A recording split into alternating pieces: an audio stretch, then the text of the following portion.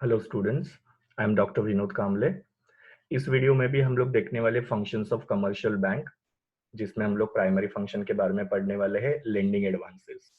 Last video में हम लोग ने देखा था कि एक्सेप्टिंग डिपॉजिट क्या होता है, मतलब जहां पे अलग अलग रूप में बैंक क्या करती है, लोगों से पैसा एक्सेप्ट करती है, और इसी एक्सेप्ट किए हुए पैसे को बैंक क्या करती है, लोन के रूप में या एडवांस के रूप में लेंडिंग करती है, लोगों को देती है जिनको रिक्वायरमेंट है। तो इसके बारे में हम लोग अभी यहाँ पे पढ़ने वाले कि कौन से रूप में बैंक लोगों को एडवांस या लोन प्रोवाइड करती है।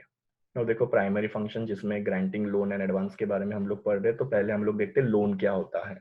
ना बेसिकली लोन जो होता है वो एक तरीके का एडवांस जो होता है, वो बैंक क्या करती है, बिजनेसमैन को देती है। उसके बदले में वो बिजनेसमैन या दूसरे लोग जो होते हैं वो क्या करते हैं, बैंक को इंटरेस्ट पे करते हैं।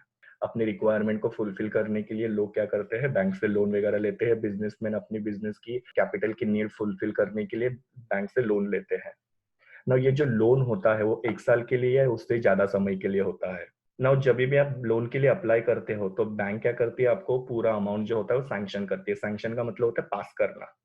बट आप वो जो लोन आपको सैंक्शन हुआ है उसमें का जो अमाउंट होता है वो इंस्टॉलमेंट में विड्रॉ कर सकते हो। इसका मतलब कि अगर सपोज आपने बैंक के पास 1 लाख रुपए के लोन के लिए अप्लाई किया था, तो बैंक ने आपको 1 लाख रुपए सैंक्शन किए। अभी वो 1 लाख में से आप 10,000 विड्रॉ करो, 20,000 विड्रॉ करो, 50,000 विड्रॉ करो, आपकी विश है। या पूरा का पूरा अमाउंट भी आप विड्रॉ कर सकते हो। बट जो इंटरेस्ट होता है वो आपको पूरे के पूरे सैंक्शन अमाउंट के ऊपर पे करना पड़ता है।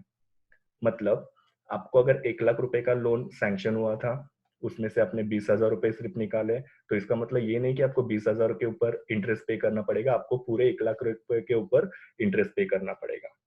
So interest is paid on the sanction amount. So commercial bank जो लोन होता है वो बिजनेसमैन को या दूसरे जो लोग होते हैं उनको पे करती है। लोन बेसिकली 1 साल या उससे ज्यादा समय के लिए होता है।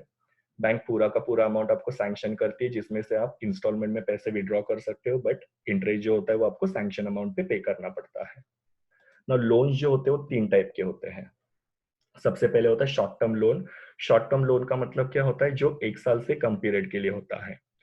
और ये लोन किसके लिए पे किया जाता है, बिजनेसमैन को, तो उसके वर्किंग कैपिटल के रिक्वायरमेंट को फुलफिल करने के लिए। वर्किंग कैपिटल मतलब जैसे बिल पेमेंट करना है, रेंट पे करना है, या कोई रिपेयर मेंटेनेंस वगैरह करना है, जो छोटे मोटे रिक्वायरमेंट्स है उसको फुलफिल करने के लिए शॉर्ट टर्म लोन दिया जाता है 1 साल से कम पीरियड के लिए।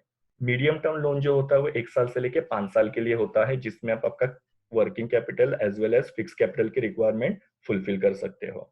ना वर्किंग कैपिटल ऑलरेडी मैंने आपको बताया। फिक्स कैपिटल मतलब जैसे बिजनेसमैन को मशीनरी की जरूरत होती है, फर्नीचर की जरूरत होती है, तो ये सारी जरूरतें जो होती है वो बिजनेसमैन क्या करता है, मीडियम टर्म लोन से फुलफिल करता है, जो 1 साल से 5 साल के लिए होता है। लॉन्ग टर्म लोन जो होता है वो 5 साल या उससे ज्यादा समय के लिए होता है, जहाँ पे बिजनेसमैन क्या करता है, अपना लॉन्ग टर्म कैपिटल रिक्वायरमेंट जो होता है या अपनी जो फाइनेंशियल नीड होती है उसको फुलफिल करता है। जैसे कोई बिल्डिंग खरीदना है, कोई लैंड वगैरह परचेस करना है, तो उसकी जो रिक्वायरमेंट होती है वो ये लॉन्ग टर्म लोन से की जाती है। तो ये सब लोन के बारे में था। दूसरा होता है एडवांसेस। ना एडवांसेस जो होते हैं वो टोटली अपोजिट होता है तुम्हारे लोन के। जैसे लोन जो था वो 1 साल या उससे ज्यादा समय के लिए होता है, तो एडवांसेस जो होते हैं वो 1 साल से कम के लिए होते हैं। मतलब शॉर्ट पीरियड के लिए एडवांसेस दी जाते हैं। और बेसिकली ये किसको देते हैं, एडवांसेस बिजनेसमैन को दिए जाते हैं उनकी फाइनेंशियल रिक्वायरमेंट को फुलफिल करने के लिए। मतलब कोई भी छोटे मोटे बिजनेस के जो खर्चे होते हैं या फाइनेंशियल नीड होती है वो पूरी करने के लिए एडवांसेस दिए जाते हैं। एडवांसेस भी 3 टाइप के होते हैं, कैश क्रेडिट, ओवरड्राफ्ट और डिस्काउंटिंग बिल्स ऑफ एक्सचेंज। ऐसे ये 3 टाइप में डिवाइड किए रहते हैं, तो एक एक को अभी हम लोग डिटेल में पढ़ते हैं। पहला है कैश क्रेडिट, इसको ही सीसी अकाउंट भी बोलते हैं। नो कैश क्रेडिट जो होता है वो करंट अकाउंट होल्डर को दिया जाता है, जहाँ पे आपकी जो शॉर्ट टर्म पैसे की रिक्वायरमेंट होती है वो फुलफिल की जाती है। शॉर्ट टर्म मतलब जैसे मैंने आपको बोला कि 1 साल से कम पीरियड का जो भी आपकी फाइनेंशियल रिक्वायरमेंट है या वर्किंग कैपिटल की रिक्वायरमेंट है उसको आप फुलफिल कर सकते हो।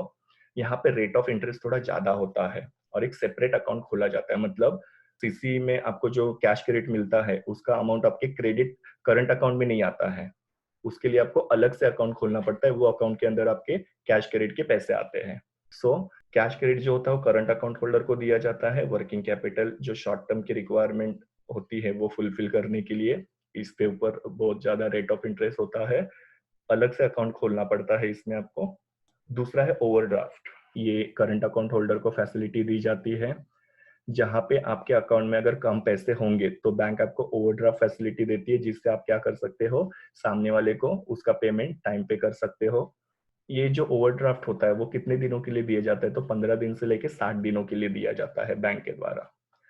यहाँ पे जितना भी आपने पैसा विड्रॉ किया है उसके ऊपर आपको इंटरेस्ट पे करना पड़ता है। जैसे कि आपको ओवरड्राफ्ट फैसिलिटी सैंक्शन की है बैंक ने 50,000 रुपए की, उसमें से आपने सिर्फ 10,000 विड्रॉ किया है, तो आपको 10,000 के ऊपर इंटरेस्ट पे करना पड़ेगा।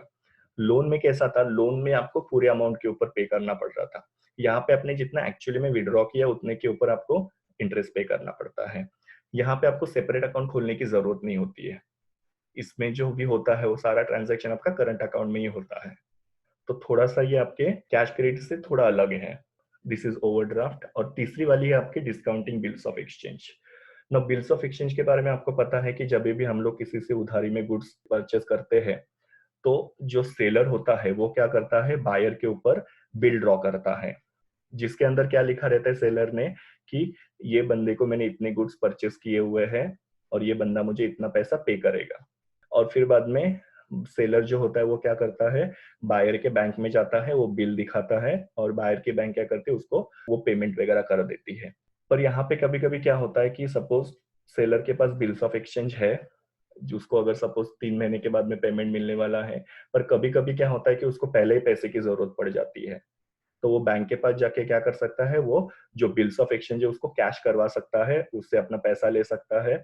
बट बैंक उसको क्या कर रही है, समय से पहले ही पैसे दे रही है, मेच्योरिटी से पहले ही पैसे दे रही है, तो बैंक कुछ चार्जेस डिडक्ट करती है और उसके लिए उसको बोलते हैं डिस्काउंटिंग बिल्स ऑफ एक्सचेंज। तो डिस्काउंटिंग बिल्स ऑफ एक्सचेंज जो होता है वो भी एक तरीके का क्या होता है, आपके लिए एक एडवांस पे करती है बैंक। मतलब मेच्योरिटी पीरियड खत्म नहीं हुआ उसके पहले ही आपको क्या किया जाता है, बिल्स ऑफ एक्सचेंज के पैसे दिए जाते हैं। तो वो भी आपके एडवांस के एक टाइप होता है, पर वहां पे बैंक क्या कर रही है, कुछ चार्जेस डिडक्ट कर रही है बिकॉज आप समय से पहले पैसे ले रहे हो, तो इसके लिए इसको डिस्काउंटिंग बिल्स ऑफ एक्सचेंज बोला जाता है। That was all about granting loans and advances, primary function of the bank. Thank you students. Please do like, share, comment and subscribe to my YouTube channel, and also recommend my channel to your friends. We'll meet in the next video.